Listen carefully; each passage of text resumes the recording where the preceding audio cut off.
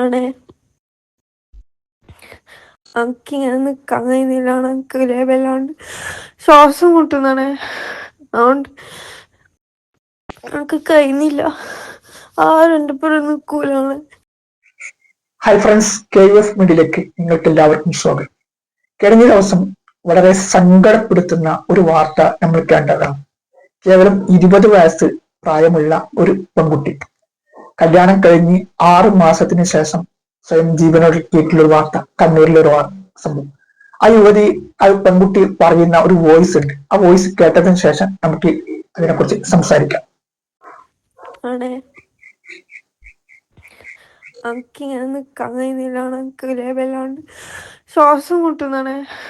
അതുകൊണ്ട് എനിക്ക് കഴിയുന്നില്ല. ആരും എൻ്റെ പേര് നിൽക്കൂലാണ്. എനിക്കിങ്ങനെ കുറ്റം മാത്രം കേട്ടിട്ട് നിക്കാൻ കഴിയുന്നില്ല. ഓൻ ചെയ്താലും അതിന് കുറ്റം എനിക്ക്. ഞാൻ സംശയവും ഓൻ ചെയ്യുന്നതിനൊന്നുമില്ല. നിനക്കറിയില്ലാണ് എല്ലാം. ഞാൻ എന്നോടെല്ലാം പറയലില്ല. എനിക്ക് ഇടങ്ങാറ് വരാത്ത രീതിയിൽ ഞാൻ പോയിക്കാനാന്ന് എൻ്റെ ഉപ്പാനത്തെല്ലാം പറഞ്ഞു കൊടുക്കണാണ്. ഓനങ്ങനെ നല്ലോനായിട്ട് ജീവിക്കണ്ടാണ്. അതൊക്കെ പൊറുക്കാൻ കഴിയില്ലാണ്. ഓനങ്ങനെ സുഖിക്കണ്ടാണ്. അന്നെ ഇല്ലാണ്ടാക്കിയിട്ടും സുഖിക്കണ്ടാണ്. ഓരോന്ന് പറഞ്ഞ് പേടിപ്പിച്ചിട്ട് ചീത്ത വിളിച്ചിട്ട് ഇങ്ങനെ നിൽക്കാനൊക്കെ കഴിയുന്നില്ല. എനിക്ക് എന്നോടാ പറയാൻ കഴിയും. നീ എന്തായാലും പനടുത്ത് പറഞ്ഞു കൊടുക്കണം. എൻ്റെ റൂമിൽ ആച്ചിൻ്റെ ഡ്രസ്സ് വെക്കുന്നതിൻ്റെ താഴെ കല്യാണത്തിൻ്റെ ലഹങ്ക വെച്ചതിൻ്റെ ഉള്ളോട്ടായിട്ടൊരു റെഡ് കവറുണ്ട്. അതിൽ 2 പേപ്പറുണ്ട്. അത് നീ എടുത്തിട്ട് ഉപ്പാക്ക് കൊടുക്കണം. എന്തായാലും ചെയ്തു തരണം. അതായത് കേവലം 6 മാസത്തിനുള്ളിലാണ് ഇതൊക്കെ സംഭവിക്കുന്നത്. ഈ കല്യാണം കഴിച്ച ആ യുവാവിനെ പറ്റിയിട്ട് പല ദുരൂഹതകളും ഇപ്പോൾ കേൾക്കുന്നുണ്ട്. ഇപ്പോൾ അദ്ദേഹം ഒളിവിലാണ്. ഇപ്പോൾ ലുക്കൌട്ട് നോട്ടീസ് ഒക്കെ പോലീസ് ഇറക്കിയിട്ടുണ്ടെങ്കിൽ തന്നെ ഇതുവരെ പിടിക്കപ്പെടാൻ പറ്റിയിട്ടില്ല എന്നാണ്. ഇവിടെ രക്ഷിതാക്കന്മാരോട് പറയാറുള്ളത്, സ്വന്തം പെൺമക്കൾക്ക് ഭർത്താക്കന്മാരെ തിരഞ്ഞെടുക്കുമ്പോൾ ഏറ്റവും കൂടുതൽ പ്രാധാന്യം കൊടുക്കുന്നത് അദ്ദേഹത്തിന്റെ ദുശ്ശീല സ്വഭാവത്തെ കുറിച്ചിട്ടാണ്. കാരണം എന്ന് വെച്ച് കഴിഞ്ഞാൽ ഇന്ന് ലഹരി എന്നത് യുവാക്കൾക്കിടയിൽ, അത് യുവതികളായിക്കോട്ടെ, പക്ഷെ കൂടുതലും യുവാക്കൾക്കിടയിലാണ് ക്രമാതീതമായി വർദ്ധിച്ചുകൊണ്ടിരിക്കുന്നത്. നമ്മൾ കരുതുന്നത് വളരെ മാന്യന്മാരായ പിള്ളേരാണെന്ന് കരുതിയാൽ പിള്ളേർക്കിടയിൽ പോലും അതിമാരകമായ ലഹരി ഉപയോഗം ഉണ്ട് എന്നാണ് പല സംഭവങ്ങളും വെളിപ്പെടുത്തുന്നത്. പണത്തിന്റെയും പ്രതാപത്തിന്റെയും കുടുംബത്തിന്റെ സ്റ്റാറ്റസിന്റെയും പിന്നിൽ പോവാതെ അവന്റെ ഇത്തരം ലഹരി ഉപയോഗം, പ്രത്യേകിച്ച് കൂട്ടുകെട്ടിൽ നിന്നാണ് ഇത്തരം ഉൽപ്പന്നങ്ങൾ ഉപയോഗിക്കുന്ന രീതിയിലേക്ക് പല ആൾക്കാരും പോകുന്നത്. അപ്പോൾ എന്ന് വെച്ച് കഴിഞ്ഞാല് അവന്റെ കൂട്ടു പശ്ചാത്തലമാണ് കൂടുതലും രക്ഷാക്കന്മാർ അന്വേഷിക്കേണ്ടത്. അവരെ കുറിച്ച് നല്ല ആഴത്തിൽ പഠിച്ച ശേഷം മാത്രം സ്വന്തം മക്കളെ കെട്ടിച്ചു കൊടുക്കുക. ഇപ്പോ കേവലം 20 വയസ്സുള്ള ഒരു പെൺകുട്ടിയാണ്. അവരുടെ ഒരു ബുദ്ധിമോശം എന്ന് നമുക്ക് പറയാം. കാരണം എന്ന് വെച്ച് കഴിഞ്ഞാല് ആ സമയത്ത് ഉണ്ടാകിയ ഒരു ചിന്തയിൽ ആ കുട്ടി സ്വയം ജീവനൊടുക്കി.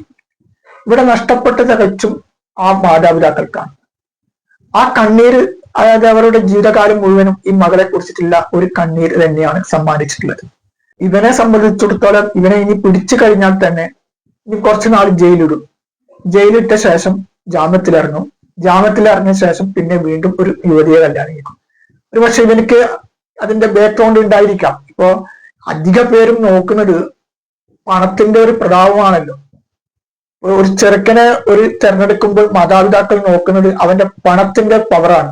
അവന്റെ പണം, അവനക്ക് കാറുണ്ടോ, വീടുണ്ടോ, കൊട്ടാരം പോലുള്ള വീടുണ്ടോ, അല്ലെങ്കിൽ മറ്റുള്ള ഇതായിട്ട് ജീവിക്കുന്നുണ്ടോ, അല്ലെങ്കിൽ സർക്കാർ ഉദ്യോഗസ്ഥനാണോ, അങ്ങനെയുള്ള പല രീതിയിലുള്ള പണം പണം പണം എന്നുള്ള രീതിയിലാണ് പല മാതാപിതാക്കളും പ്രാധാന്യം കൊടുക്കുന്നത്. മറ്റുള്ള കാര്യങ്ങൾക്കൊന്നും പ്രാധാന്യം കൊടുക്കുന്നില്ല. പക്ഷെ ഈ പണത്തിനേക്കാളും മൂല്യവും പ്രാധാന്യം കൊടുക്കേണ്ടത് ഇത്തരം ദുശ്ശീലങ്ങൾ, ഇത്തരം ഉപയോഗങ്ങൾ ഇല്ല എന്നുള്ള രീതിയിൽ ഉറപ്പ് വരുന്നതാണ്. അതായത് പെൺമക്കളെ കെട്ടിച്ചു കൊടുത്ത ശേഷം പിന്നെ അവന്റെ ഒരു ഇത് വെച്ചിട്ട് ചിലപ്പോ ആ ജീവിതകാലം മുഴുവൻ ഇവനെ കൊണ്ട് വേറുന്ന ഒരു അവസ്ഥയിലേക്കാണ് ഉണ്ടാകുക. പിന്നെ അതുകൊണ്ട് അവന്റെ പണവും അവന്റെ പ്രശസ്തി കൊണ്ട് എന്ത് ഉപകാരമാണ് ഉള്ളത്?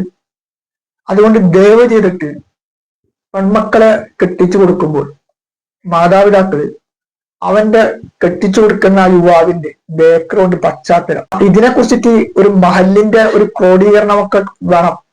നമ്മുടെ സമുദായത്തിന്റെ മഹല്ലുകൾ പല ഇതുകൾ ഉണ്ടെങ്കിൽ തന്നെ ഇത്തരം കാര്യങ്ങൾ അലംഭാവം കാണിക്കുന്നു എന്ന് പറയുന്നതിൽ വളരെ ദുഃഖമുണ്ട്. അതായത് ലഹരി എന്നത് ഒരു വലിയൊരു സാമൂഹിക വിപത്താണ്. ഒരു വ്യക്തിയല്ല ഇവിടെ നശിക്കുന്നത്, ഒരു സമൂഹത്തെ മൊത്തത്തിൽ നശിപ്പിക്കുന്ന രീതിയിലേക്കാണ് പോകുന്നത്. ചില മഹലുകളൊക്കെ ചില തീരുമാനങ്ങൾ എടുത്തതായിട്ട് കേട്ടിട്ടുണ്ട്. അതായത് ലഹരി ഉപയോഗിക്കുന്ന ആൾക്കാരുമായിട്ട് ആ മഹലിന്റെ ഒരു ഇതും, അതായത് മരണം, വിവാഹം, മറ്റുള്ള ഒരു കാര്യങ്ങൾക്കും യാതൊരുവിധ ബന്ധങ്ങൾ പെടുത്തില്ല എന്നുള്ളത് അതൊന്നും പ്രായോഗികപരമായിട്ട് നടപ്പിലാകുന്നില്ല. പക്ഷെ ഇത്തരം കാര്യത്തിൽ ഈ മഹല്ല് കണിഷ്ഠമായിട്ടുള്ള ഒരു തീരുമാനങ്ങളിലേക്ക് പോകണം. അതായത് ഇതിലൊക്കെ കൂടുതൽ ഉപയോഗത്തിന്റെ രീതിയിലേക്ക് നമ്മുടെ സമുദായത്തിന്റെ ഒരു ഇതാണ് പോകുന്നത്. ഞാൻ നേരത്തെ പരാമർശിച്ചതുപോലെ പെൺമക്കൾക്ക് പുതിയാപ്രാഴ്ച എടുക്കുമ്പോൾ അവന്റെ കുടുംബമഹിമവും അവന്റെ പണവും അവന്റെ പത്രാസങ്ങളും നോക്കുന്നതിന് പകരം അവൻ ഇത്തരം ലഹരി ഉപയോഗിക്കുന്നില്ല എന്നുള്ള ഉറപ്പ് വരുത്തിയതിനു ശേഷം മാത്രം അത്ര യുവാക്കൾക്ക് വേണ്ടി അത്തരം ചെറുപ്പക്കാർക്ക് പെൺമക്കളെ കെട്ടിച്ചു കൊടുക്കാം, നിക്കാഹ് കഴിച്ചു കൊടുക്കാം. അല്ലെങ്കിൽ അതിനെക്കുറിച്ചിട്ട് ദുഃഖിക്കേണ്ട ഒരു അവസ്ഥ വന്നേക്കും. ആർക്കും ഇതുപോലുള്ള ഒരു അവസ്ഥ വരാതിരിക്കട്ടെ എന്ന് നമുക്ക് ആത്മാർത്ഥമായിട്ട് പ്രാർത്ഥിക്കാം.